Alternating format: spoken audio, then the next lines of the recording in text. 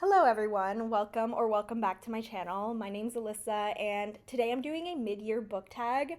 I've never done one of these before and I've been watching so many of them on YouTube that I thought it would be really fun to do it myself. I initially wasn't going to because we've passed the halfway point of the year already. I was like, I can't post a mid-year book tag a month past the halfway point. And then I decided, yes, I can. So I'm going to anyway. Because literally I'm having so much fun watching everyone's. So that's what I'm doing. I know it's past the midway point of the year. We're doing it anyway. If you don't know what a book tag is, basically I just have a bunch of questions that I'm gonna answer about the books that I've been reading so far this year. I got these questions from another booktuber's video, so I will link her video in the description. Now my reading goal for this year was to read 96 books because I wanted to do 8 books a month. I think I'm gonna surpass that. I've read 63 books so far this year and Goodreads says I'm 9 books ahead of schedule. So I will probably read more than 96 books. Last year I think I read 113 books or something like that. So my goal this year was smaller, but low-key it might just end up around the same number. I'm also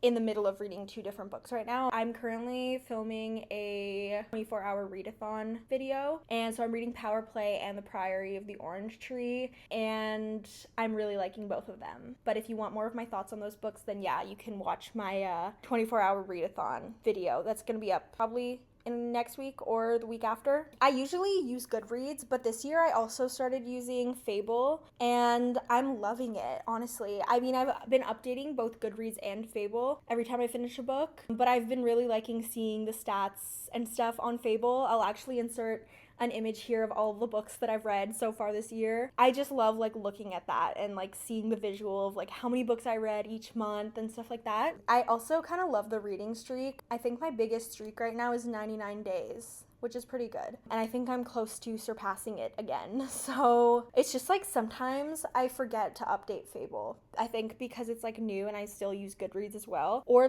I tend to update Goodreads and Fable at the end of the day before I go to bed. So I can just track everything I read that day. And then sometimes I'll go to bed past midnight and I'm I didn't update Fable technically that day. So it broke my streak. That is what happened the first time.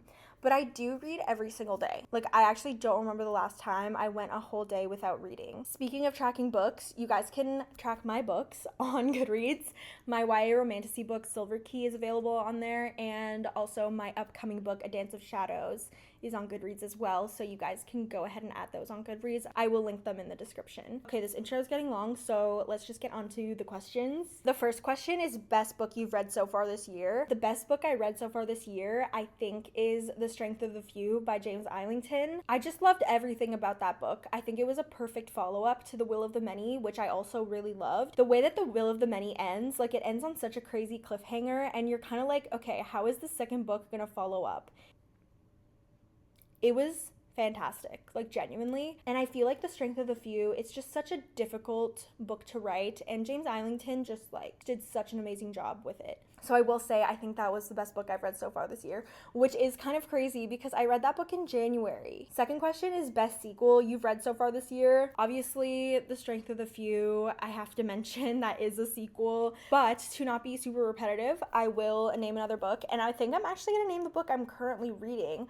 I'm currently reading Power Play by Chelsea Curto. It's the second book in the DC Stars series. I'm 80% through the book right now. I'm loving it. I loved Face Off. I really did, and I am loving Power Play as well. The DC Stars series, if you don't know, is a hockey romance series. I do love my sports romances, I'm not gonna lie, and hockey romances are my favorite, especially after getting to know these 2 characters, Liam and Piper, in book 1. I was very excited to get to their book. And then this isn't really a sequel, but I have continued the Windy City series this year. This year so far, I've read Caught Up and Play Along, which is books 3 and 4. So I know it's not a direct sequel. I read the second book last year, but I thought it was still a good one to mention because it is a follow-up, obviously, of the first book. I'm loving the series. I didn't really like Mile High, if I'm gonna be honest, which was book 1, but I feel every book since then has just been been getting better and better, and I'm very excited to read Rewind It Back. Like, I'm definitely going to be getting to that before the end of the year. I feel like I have been starting a lot of series and reading a lot of standalones this year, which is interesting.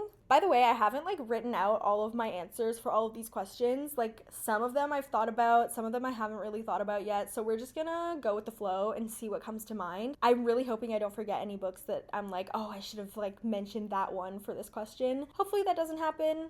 But yeah, I'm just going off of what comes to mind right now. Next question is new release you haven't read yet but want to. I feel like there's a lot of these, and I'm probably going to be forgetting some, but the ones that come to mind, I really want to read The Ballad of Falling Dragons. That's the sequel to When the Moon Hatched. I really liked When the Moon Hatched, and yeah, I don't know why I haven't gotten to this book yet, but I definitely want to, hopefully before the end of the year. The Night We Met by Abby Jimenez came out this year, I believe, and I really, really want to read that one. I think I might actually read it in August. I know people have had mixed feelings about it, so I'm really curious to see where I fall on if I'm gonna like it or not. Hopefully I like it. I've really enjoyed every other Abby Jimenez book I've read so far, and I loved Say You'll Remember Me. So yeah, I am very excited to read The Night We Met. Another one is First and Forever by Lynn Painter. I'm a huge Lynn Painter fan, particularly for her YA books. Better Than the Movies is one of my favorite books of all time. I just love her YA books so much. However, I have not gotten into her adult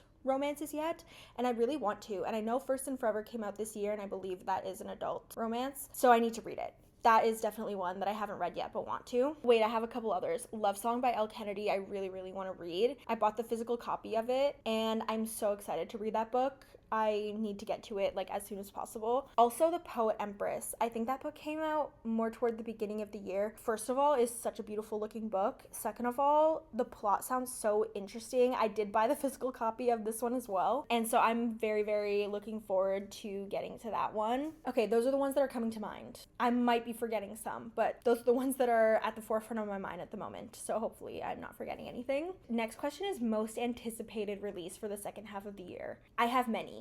I actually recently made a whole video talking about anticipated book releases from July to December. So if you guys are interested in watching that video, I will link it in the description. But I will say, I think the ones that I'm most excited about are obviously ACOTAR 6. I'm both like very, very excited for this book and also terrified. I also know it's gonna be shorter because it is like one giant book being split up into other books. So yeah, I'm both like very excited and very scared for that one, but I will say that is one of my most anticipated reads for the second half of the year. Another one is Cursed City by Kate Golden. I loved Half City. Okay, at the risk of spoiling another answer to one of these questions, Half City was my second 5-star of the year. I loved that book so much. Like, I loved everything about it.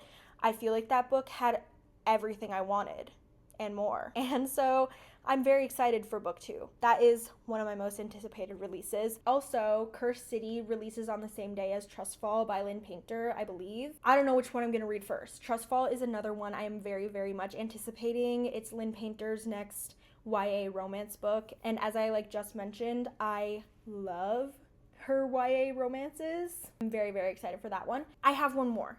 I know I'm supposed to, it literally, the question asks most anticipated release, not releases. I'm aware of that. However, I need to talk about several books. Like, I just can't just pick one. So I have one more very much anticipated release, and it is The Fires of December by Brandon Sanderson.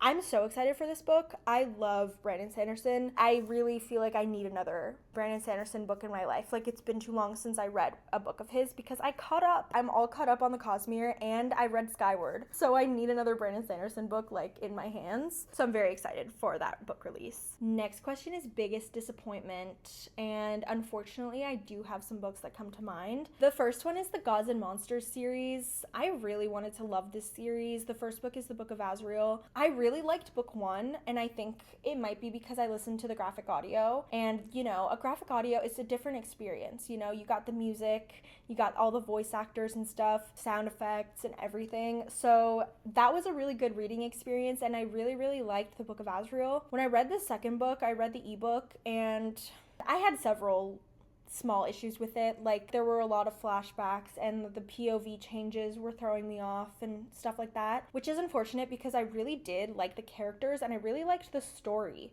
itself. It was just the writing and the way the book was written and formatted and everything I didn't love. But then I was like, okay, I need to keep trying. And so I started reading book 3 and I still wasn't liking it. And that's when I decided I need to just cut my losses and DNF the series. So I did. To everyone who loves this series, I totally understand. Like, I feel like I would have loved this series if it wasn't for certain aspects of the writing that just kept pulling me out of the story and made it a little bit less enjoyable for me. Like, the book had plot twists, the romance was really good. Like, I get it.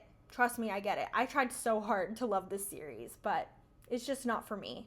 The other book that was a disappointment for me it's actually a novella. It was Fearful by Lauren Roberts. I read that this year. The Powerless trilogy, I have mixed feelings about. I didn't love the last book, but the first 2 books I did really like. But Fearful, this novella, I don't know, it just felt like it wasn't needed. I didn't really like it, honestly. And I was disappointed because I did really want to like it. I really try to be super positive about the books that I talk about because as a writer myself, like, it's so hard getting negative feedback. Like, you really put your heart and soul into your writing, and so when other people don't enjoy it as much as you do, it is always so sad. We all just have different tastes in reading, and what one person might not like, another person is going to absolutely love. Though I do try to speak mostly positively about books and not talk a lot about books that I don't really like, I think it's still important to acknowledge the books that I didn't love as much, but appreciate them nonetheless, because I know there are people who really did love them, and I know how much effort went into creating that book. That being said, yes, I didn't love these books,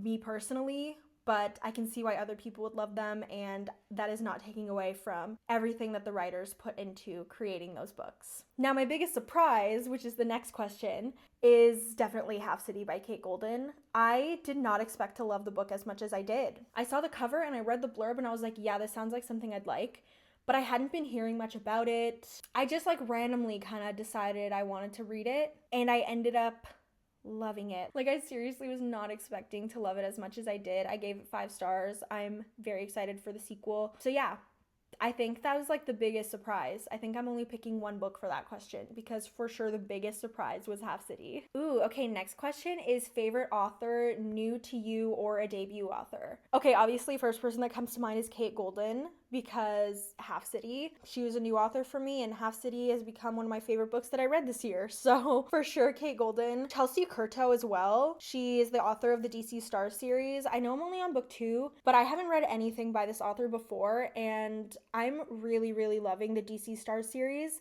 So if she has other series, after I finish DC Stars, I might go read them because I'm loving the books, I'm loving her writing. So yeah, I definitely would say she is one of them. And then I have one more author that comes to mind, Matt Dinniman, because I'm reading the Dungeon Crawler Carl series and I'm loving this series, guys. It's hilarious. It's genuinely so funny and so unhinged in the best way possible.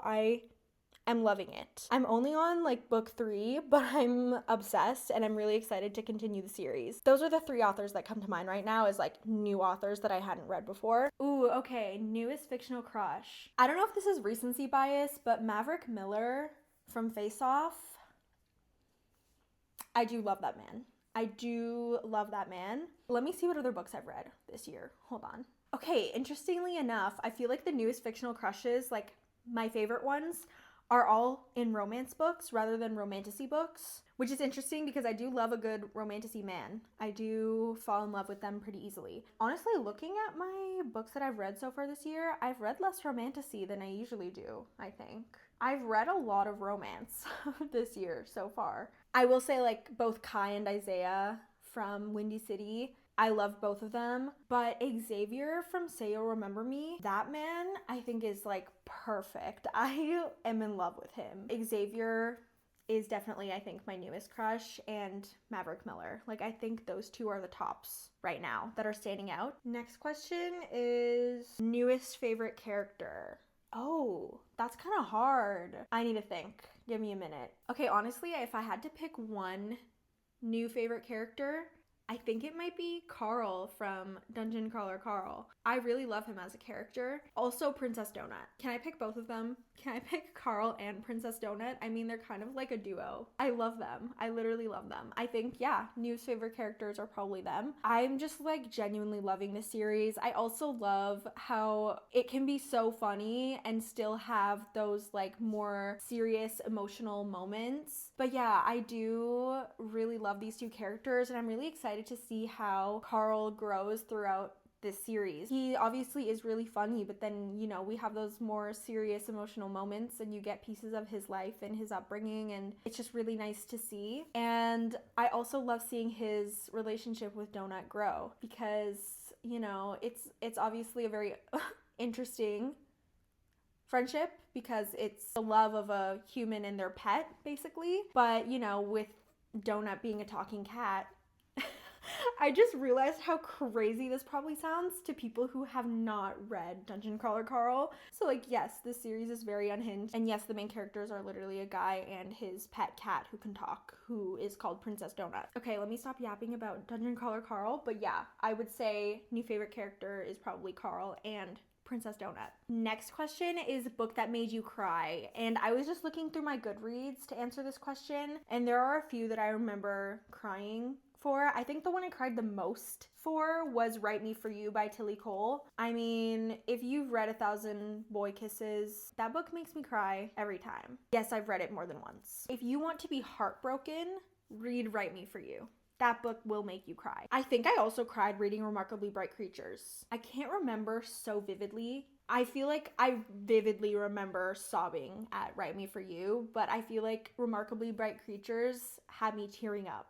You know? Wait, actually, you know what other book made me kind of cry? Face Off. That's a hockey romance, but I literally teared up at the end of that book because I loved the characters so much. Is that so crazy? But yeah, those are the only ones I think. Oh my god, less tearjerkers this year. Usually I cry a lot reading books, I'm not gonna lie. Like, I'm not opposed to reading a book that's gonna make me cry. Haven't read too many, I guess, this year. Book that made you happy? I love that question. A lot of these books have made me happy. I think right now, Power Play is making me very happy. I'm very much enjoying that book. It's making me very happy. I think like the hockey romances, like Face Off made me really happy. Like these books have me literally giggling and kicking my feet. Half City made me really happy because I liked it a lot more than I even expected to. So it just got me super excited. That being said, it's not a happy book necessarily.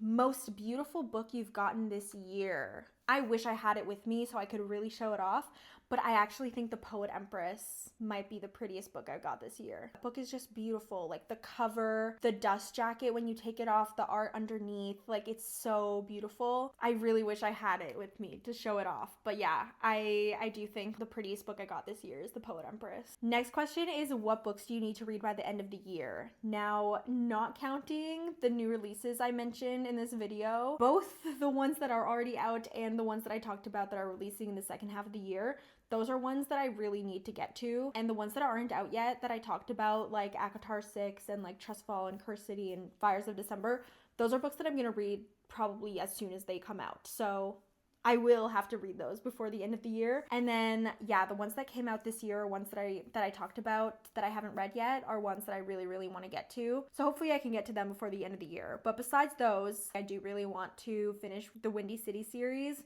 So at least reading Rewind It Back before the end of the year. If I don't get to In Her Own League, it's not the end of the world, but I at least want to finish Rewind It Back before the end of the year. I also really want to finish the Scythe trilogy before the end of the year because I read the first book. I haven't read books 2 or 3 yet, and I'm really, really excited to read them because I loved Scythe. I really did love the first book. And I know there's like a prequel series that's going to be coming out, so I do want to finish the trilogy so that I can start reading the prequel series when those books come out. Another one is The Fallen in the Kiss of Dusk by Carissa Broadbent. I was doing so good staying up to date on the books in the series, but I have not read The Fallen in the Kiss of Dusk yet, and I know the next book is coming out very, very soon, so I really need to get on that. How many 5 stars read this year? 2. The answer is 2, and you already know what they both are because I talked about both of them. Strength of the Few, was the first one.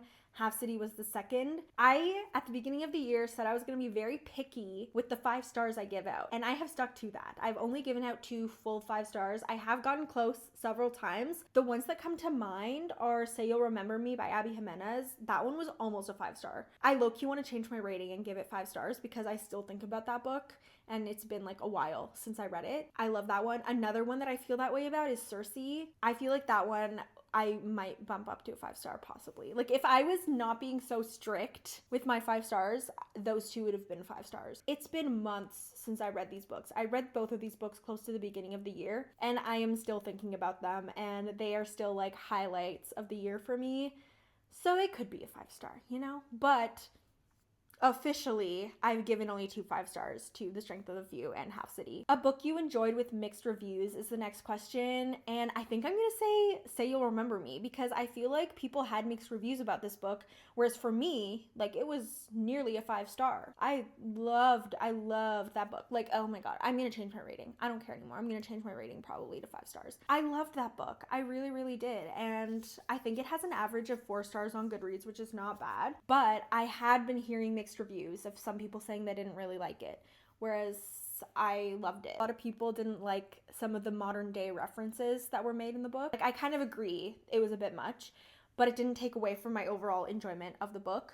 So yeah, I'll say that one for sure is one where I enjoyed it, but it did have mixed reviews. Another one is Our Perfect Storm. Again, it doesn't have like a bad rating on Goodreads, but I have been hearing a lot of mixed reviews, and I will agree that this wasn't my favorite Carly Fortune book, but I still did like it.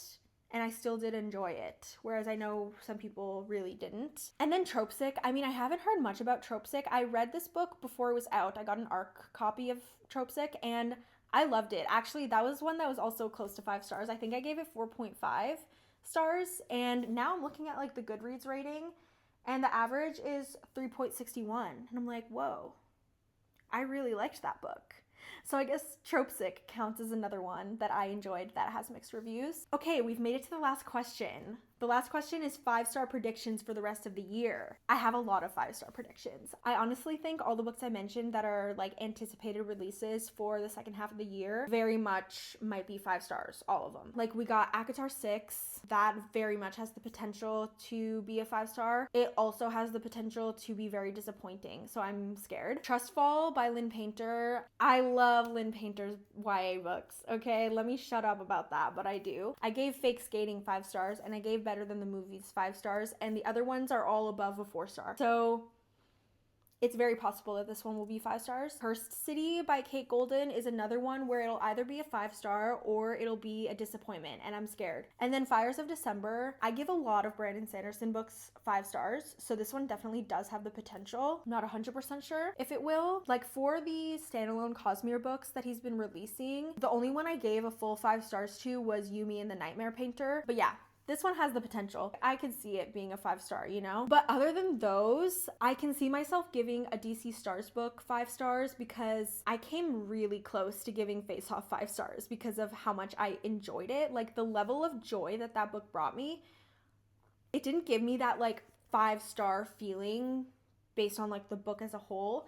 But if I was rating based off of pure enjoyment, then that would have been a 5 star. So if we continue this way, I might end up giving one of these books 5 stars. Another one is The Poet Empress. I really think The Poet Empress could be a 5 star read for me. I just think the plot of it is so interesting. Like, the magic system is really interesting, and I'm very excited to read that book. And then the last one, possibly that could be a 5 star, is Rewind It Back. I feel like these Windy City books are just getting better and better and better, and I have loved the last 2 that I read. I think I gave them 4 stars or above. So Rewind It Back very much has the potential to be a 5 star, but we will see. And those are all the ones that come to mind off the top of my head. And that obviously is if I actually get to all of these books by the end of the year. Will it actually happen? Probably not, but I would like it to. Okay, that was so fun. I had so much fun filming this video and talking about these books. I think I'm gonna start doing these every year. It also is so fun to like look at the first half of the year and see like all the books I read and like talk about all these stuff. I really like having the questions because it gets me to like really think about all the books that I've read so far this year. Let me know in the comments if you guys enjoyed this video and if you've read any of these books that I talked about. Also, comment down below your answers to these questions. I wanna know. I wanna know all the answers.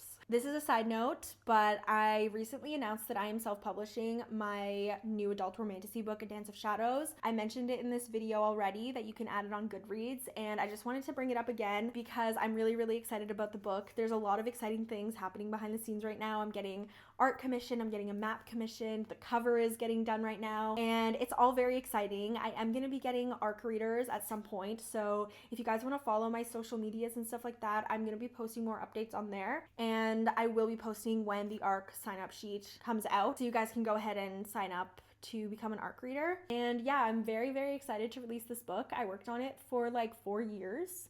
So the fact that it's finally going to be coming out soon is just so exciting. That being said, that is going to bring us to the end of this video. I really hope you guys enjoyed. Please like and subscribe if you did enjoy, and I will see you guys in the next video.